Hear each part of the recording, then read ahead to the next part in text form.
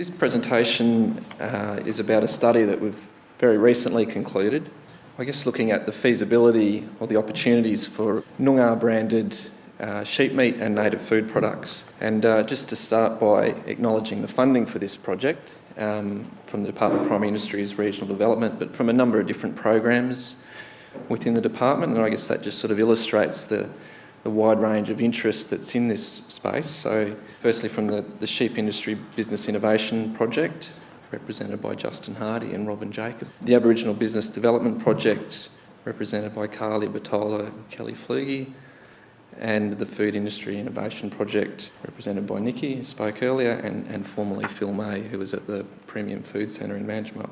So this project was guided by a steering group of a number of stakeholders, and a few of those are here today. So stakeholders from the department, from an Aboriginal grower group, in fact Australia's first Aboriginal grower group, the Noongar Land Enterprise Group. It's sort of recently been launched. The Gillamai Centre out of Cranbrook, and a number of farmers, include Dave Thompson, who's here. Hey Dave. We had a workshop back in August 2017 at Dowreen Farm, which is a Noongar-owned farm just outside of Cranbrook.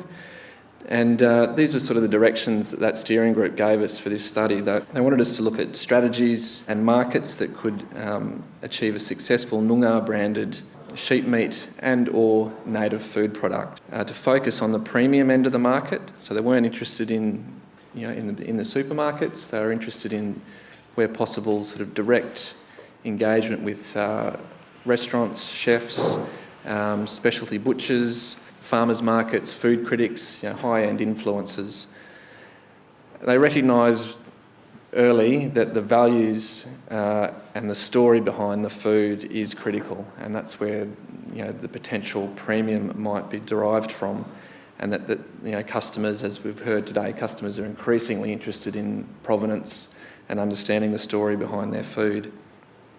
We were asked to only look at the domestic market, particularly the big metro markets, and also to do some investigation and look at some other businesses, both nationally and internationally, and learn from what they've done, what have been their success factors, what have been their pitfalls. So going to that question of values, what were the things that were important to this group of stakeholders? Firstly was about connection and commitment to country, and that's particularly reflecting the Aboriginal people of Noongar-branded, which is the sort of the southwest area of Western Australia, sort of running from I think around Moore River, north of Perth, down to sort of east of Esperance. Secondly, around land stewardship, rehabilitation, and I guess picking up a lot of the work over many years around the salt-affected land of southern WA, so drawing in a lot of the farmers' knowledge there, work by the Gillamai Centre. Thirdly, around animal welfare and ethical production, and looking at the genetics of the sheep that might be used in the value chain, and looking at focusing on a high quality product for premium market consumption. So taking those values, we together with help from the department, developed this provenance story. And the purpose of doing this was to actually have something that we could go and test in the market, and I'll talk a little bit more about that. This was the story that we developed, and the brand name that was developed was Cook and Jerry, which is the Noongar word for sheep. Cook and Jerry premium sheep meat and wild food products are sustainably harvested from the saltland pastures of southern Western Australia by a collaborative network of Aboriginal and non-Aboriginal resource managers. Led by Noongar elders, the Cook and Jerry philosophy is based on a deep-seated cultural commitment to land stewardship, ethical food production, sustainable harvest and connection to country.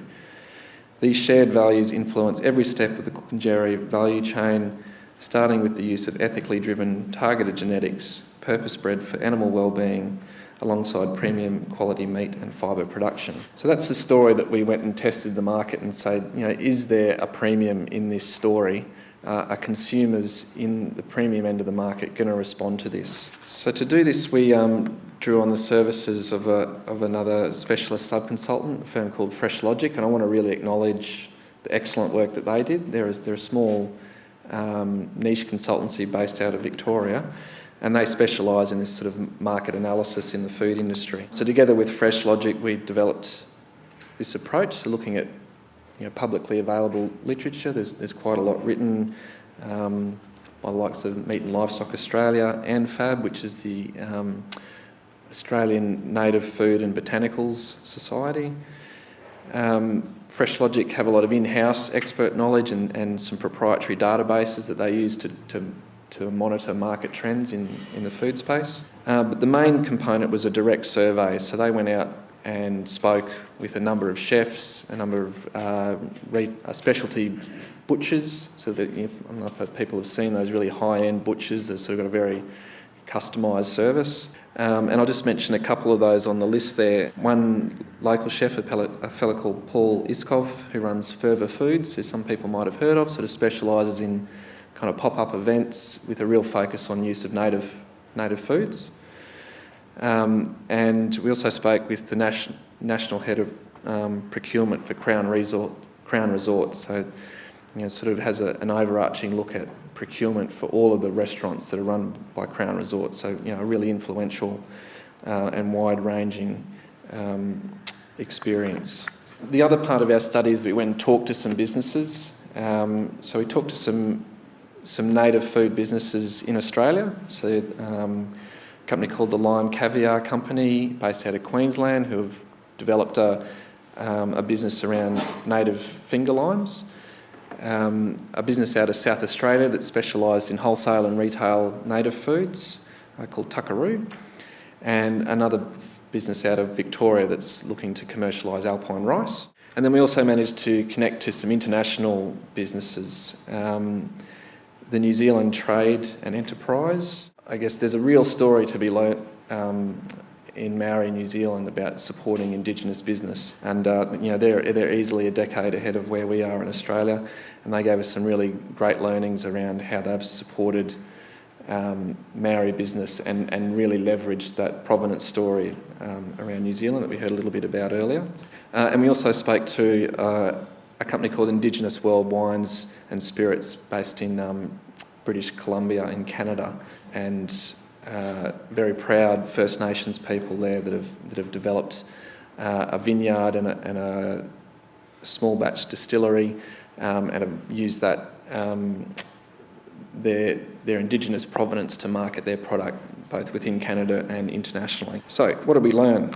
First thing we found was that there is a growing demand for native foods, particularly in the premium food service. We weren't sure of that before, so it was good to have that confirmed. And the demand is moving from native foods being a garnish or a side dish to becoming part of the main feature of a meal. The combination of sheep meat and native foods, which we weren't quite sure if that was going to work, but that seemed to fit well with the concept of modern Australian cuisine. And we also found that one of the particular products we were interested in looking at was dry-aged sheep meat. And just to acknowledge the work that Dave has done in this area, there is interest there, but there's also a need to educate consumers and chefs a lot more around that to realise the premium value in the Australian market, even though that's actually recognised as a premium product in international markets. Second thing, and this is an important lesson for any sort of startup business in the food space, security, consistency and quality of supply is vital. We learned of numerous examples where an exciting emerging business fell over because they couldn't meet demand, and issues of quality reverberate really quickly through the premium end of the market. Chefs talk amongst themselves. Social media can be a powerful positive influence, but it also can be a really quick negative influence. Third lesson was a well-communicated provenance story is a key success factor.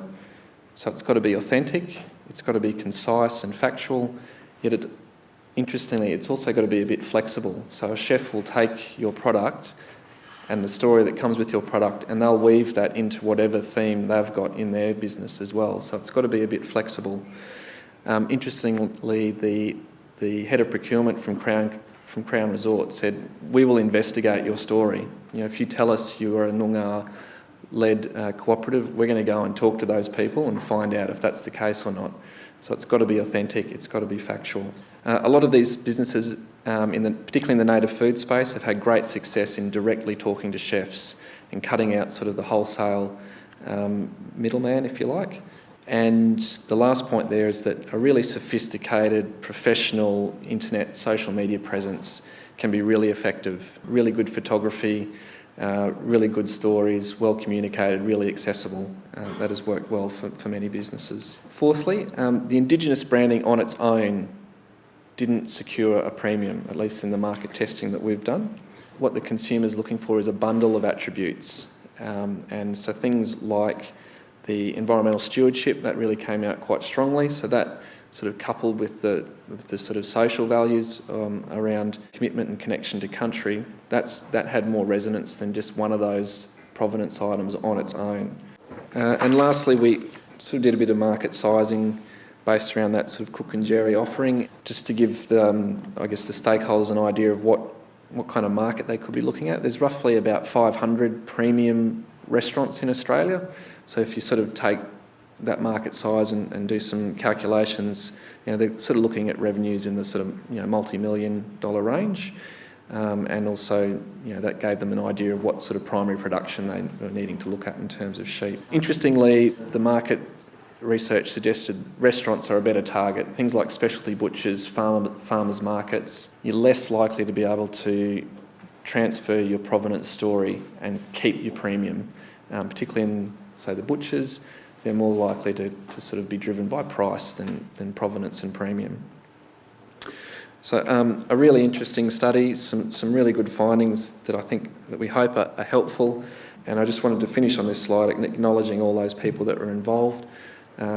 Thanks to the department for putting the study together, and we're sort of hopeful that particularly the Noongar Land Enterprise Group will take this further as they look to develop their business.